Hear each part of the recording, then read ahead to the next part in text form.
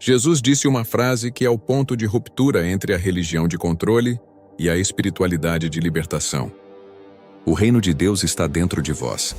Mas o que isso realmente significa na prática, além de ser uma frase bonita que a gente vê em adesivo de carro ou em post inspiracional de rede social, a verdade é que a maioria de nós passou a vida inteira procurando Deus como se ele fosse um endereço externo.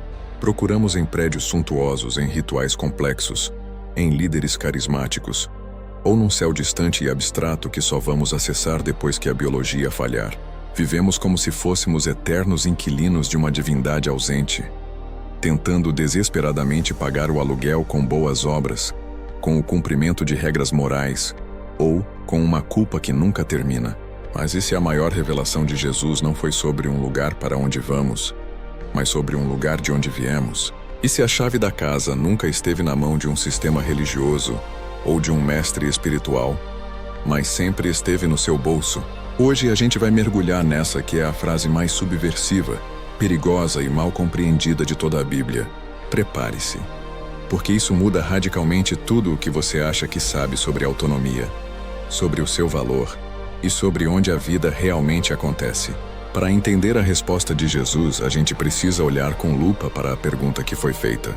Em Lucas 17:20, os fariseus, que aqui simbolizam a nossa mente racional, legalista e viciada em controle exterior, perguntam: quando viria o reino de Deus? Estamos sempre esperando que uma mudança externa, um evento no calendário ou uma intervenção mágica, venha validar a nossa paz interna. Entenda o peso dessa pergunta. Eles estavam vivendo sob a opressão romana. Eles queriam um messias político, um herói de guerra. Eles esperavam que o reino fosse um evento cataclísmico, que expulsasse os romanos e estabelecesse um trono físico em Jerusalém. Nós fazemos exatamente a mesma coisa hoje. Apenas mudamos os personagens. Nós perguntamos: quando eu vou ser feliz? Quando Deus vai finalmente resolver esse meu problema financeiro? Quando o mundo vai parar de ser tão injusto? Queremos que o mundo se conserte para que a gente possa finalmente respirar. Jesus dá um balde de água fria nessa expectativa ruidosa. O reino de Deus não vem com aparência exterior. No grego original, a palavra para aparência, parateresis, refere-se a algo que pode ser observado com instrumentos científicos, algo que pode ser medido, algo que faz barulho no noticiário.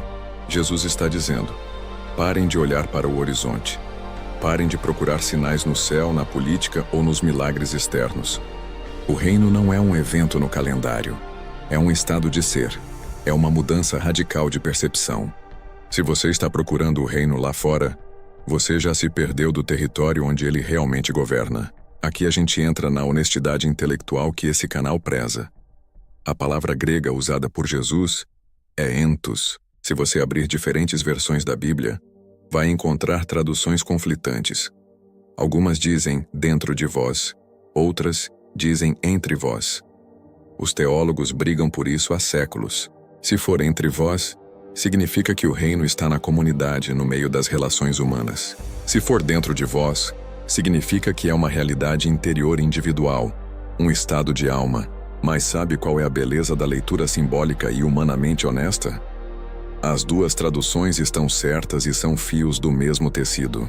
O reino está dentro porque é a fonte, a centelha da consciência, o sopro divino que habita no núcleo de cada ser humano, independente de religião ou comportamento. E ele está entre, porque quando eu finalmente reconheço essa divindade em mim, eu sou forçado a vê-la no outro. A comunidade só se torna reino quando indivíduos conscientes e despertos se encontram. Sem o despertar interno, a comunidade é apenas uma massa de manobra. Trabalhar o entos é entender que você não precisa de um GPS espiritual. Você não precisa viajar para Jerusalém, nem subir uma montanha específica, nem estar sentado num banco de igreja específico. Você é o território sagrado. Simbolicamente, o reino representa a sua soberania interior. É aquele lugar inviolável onde o medo não tem voto, onde a opinião alheia não tem peso e onde a verdade não precisa de defesa. É a transição definitiva da religião geográfica, que depende de lugares, para a espiritualidade da consciência, que depende de presença. O maior impacto humano dessa mensagem é o fim da terceirização espiritual. Vamos ser honestos. A maioria das instituições religiosas sobrevive à base da criação de dependência. Elas dizem para você: Deus é um segredo guardado por nós, e você precisa dos nossos códigos, dos nossos rituais e da nossa aprovação para acessá-lo. Isso cria um mercado da fé, um sistema onde a sua paz de espírito é vendida em prestações de obediência cega. Quando Jesus afirma que o reino está dentro de você, ele está cortando o atravessador. Ele está declarando a sua emancipação espiritual. Ele está dizendo que o véu do templo, aquele tecido pesado que separava o lugar santíssimo do resto das pessoas, já foi rasgado. O sagrado não está mais trancado num cofre de pedra. Ele flui pelas suas veias. Isso é maravilhoso, mas também é assustador. É assustador porque tira a nossa desculpa de vítima. Se o reino está em mim, eu sou o único responsável pela luz que eu deixo brilhar ou pela sombra que eu decido alimentar. O deserto, como símbolo bíblico, representa exatamente esse processo doloroso, mas necessário, de perder as muletas externas. É o momento em que você percebe que a água que realmente sacia a sede da alma não vem de poços antigos feitos por homens, mas jorra de uma fonte interna que nunca seca. A gente conversa muito sobre o medo aqui. O medo é uma energia que nos faz sentir como se estivéssemos perdendo o controle ou o valor.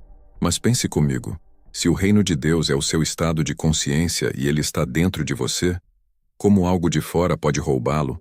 Na sua conta bancária, na sua beleza física, na aprovação do seu parceiro ou na sua reputação profissional. Viver a partir do reino interior é aplicar o protocolo de soberania. Eu estou sentindo medo agora porque estou permitindo que algo externo governe o meu valor. Destrinchar o medo é trazer a luz da consciência para o centro. Se eu sou o templo, eu sou o sumo sacerdote da minha própria vida. Eu decido o que entra e o que sai da minha consciência. O reino interior é o lugar onde você recupera o seu poder de escolha. A luz, como símbolo universal da verdade, não serve apenas para iluminar o caminho que a gente pisa. Ela serve para revelar os comerciantes que a gente deixou entrar no nosso templo interior. Os pensamentos intrusos, as culpas herdadas, os tem-ques que a sociedade nos impõe.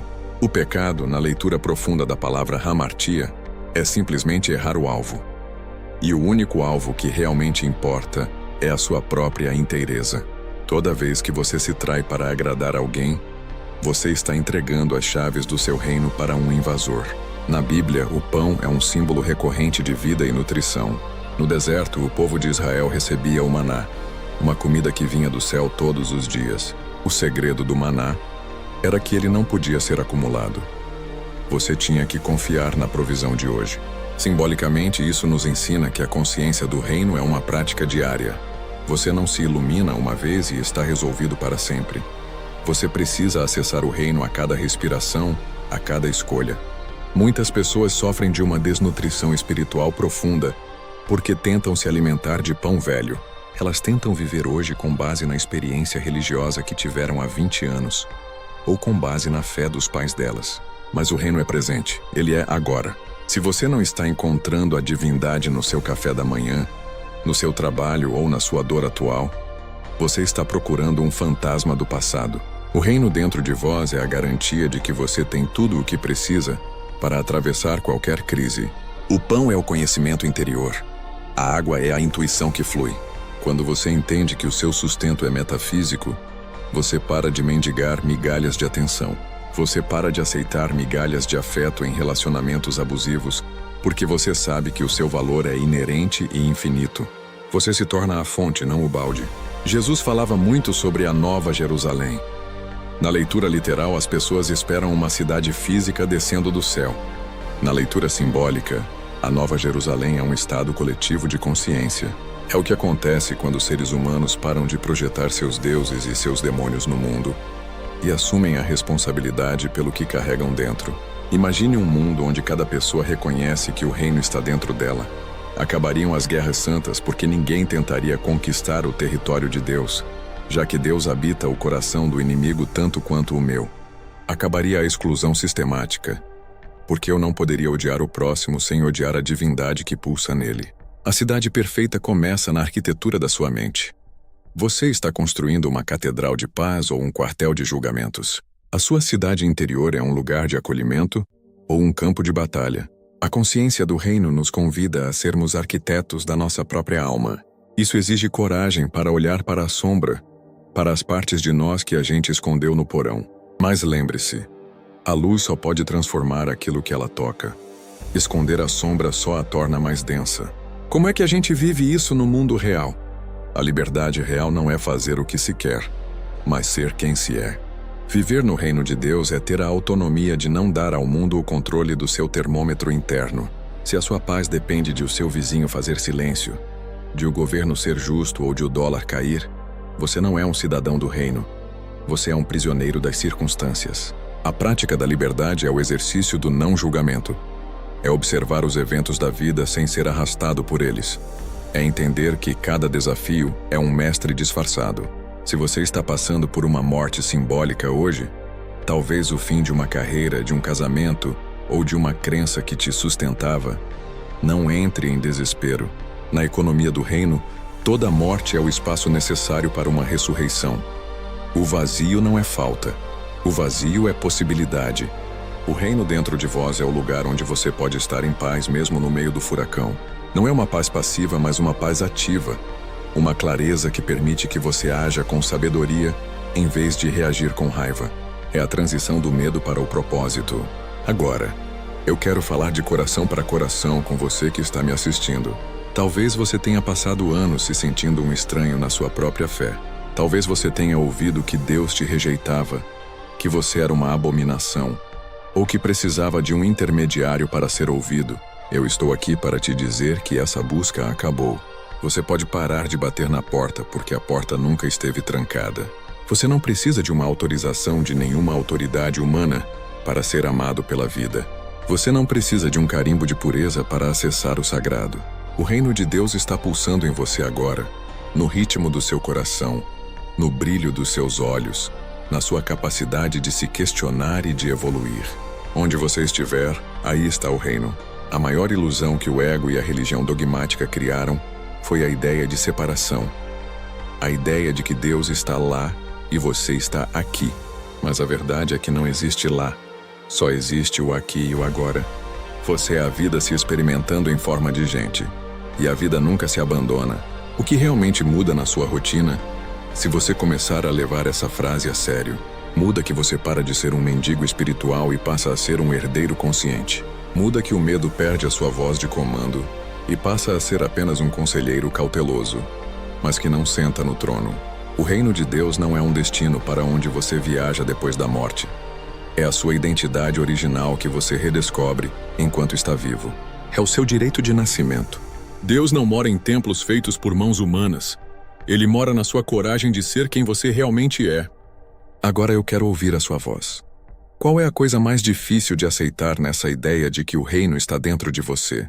É a responsabilidade? É a liberdade?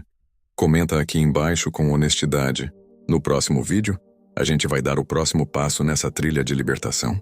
Vamos falar sobre aquela frase famosa de Jesus: conhecereis a verdade, e a verdade vos libertará. Mas eu te dou um aviso. A verdade quase sempre te deixa furioso antes de te libertar, porque ela vai destruir todas as mentiras confortáveis que você usou para sobreviver até aqui. Você está pronto? A gente se vê no próximo vídeo.